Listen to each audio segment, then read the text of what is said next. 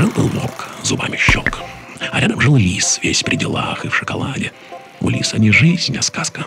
Подходит как-то волк к лису и говорит: «Научи, чё как. Замаяло меня, хочу жизни по-взрослому, хочу жить, как ты. Что делать, расскажи». А лис ему отвечает: «Не ссы, пристрою куда надо, работа не пыльная, сиди себе в кресле и потихоньку рыбку таскай. По правилам. Не суетись, бери где помногу, где помалу, все сгодится». И вот сидит волк, глазами по сторонам зыркает, и вроде все так делают. И у него получается. И большую рыбку вытащит, и поменьше. Но как-то раз лис за долей приходит, а волк ему и говорит: «Извини, кум, что-то у меня рыба от хвоста не отлипает». А лис взял и... Спасибо за внимание. До новых встреч. И я надеюсь, что это не последнее выступление.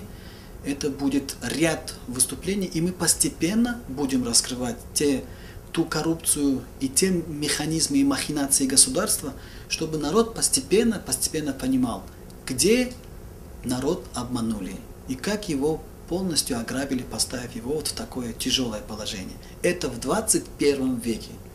Это, опять повторяю, в 21 веке